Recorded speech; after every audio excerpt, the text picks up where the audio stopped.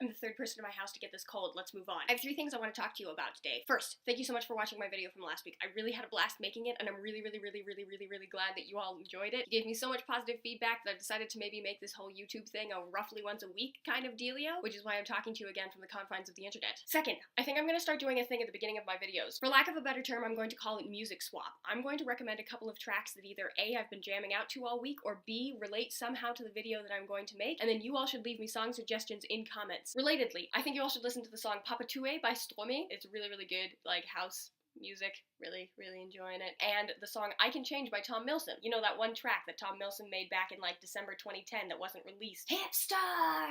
Shh, links in the description. Which brings me to my third topic, Solitaire. At the beginning of last week, I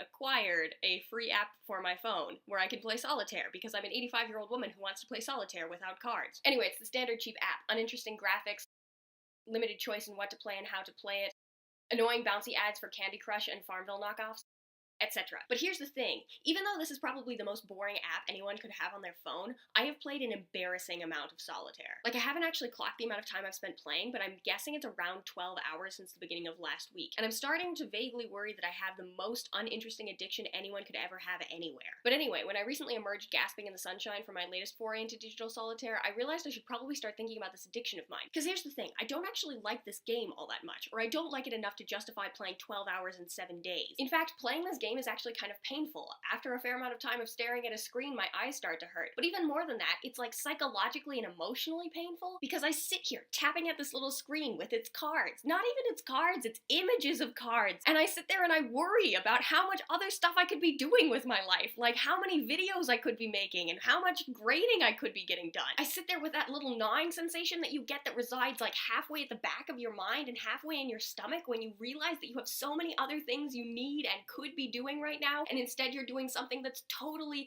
pointlessly dull. And all of that anxiety and sort of like physical pain makes me think about this quote, and whether or not I agree with it, because the particular distraction that I've chosen doesn't so much distract me from pain, but causes pain itself, which makes me wonder if playing Solitaire doesn't cover pain, but maybe instead reveals it for me. Like maybe the emptiness that comes about from doing mindlessly repetitive exercises allows a true pain to sort of seep up through the cracks, or maybe I'm just afraid to stop playing. Like maybe I'm afraid that if I put the phone down, I'll actually have to start thinking about the fact that I have dishes to do and lab reports to grade, but even if I do complete one of those real-life tasks, I won't get a gold star or a bouncing deck of cards.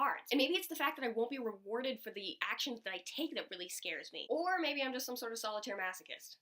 But after so many hours of playing this game, I've stopped thinking about the pain it causes and started thinking about its utter lack of realism. Like in reality, cards are shiny, you know? They have that weird laminated texture, and they have that really ugly back print that we've come to expect from playing cards, and when you pick them up, they dig into your fingernails. And why would I be playing Solitaire on a green felt-topped table anyway? It's not like I'm gonna go to Vegas and sit down and be like, hey, deal me some Solitaire. Like, if I'm gonna go to Vegas, I'd play poker. And it starts making me think about how all of my activities are so unrelated to reality anymore. Like, I sit there and I enjoy listening to music, but what is listening to music? I go on my computer, I put in my headphones, and I play Papa Ute like 25 times in a row. Or I go on my computer and I check email and I do work. Or I go on my computer and I type my script for my latest YouTube video. And it makes me think about how we live in a society that is so totally separated people's brains from their bodies. Like, every activity that you do, like watching television, going on Tumblr, watching YouTube videos, working, pretty much all of it revolves around computers anymore. And I'm not trying to sound like a Luddite, I'm just trying to point out the fact that in society anymore we've defined our experiences based on what our brains experience. Which is why watching television and listening to music and going on Tumblr, even though they're physically the same activity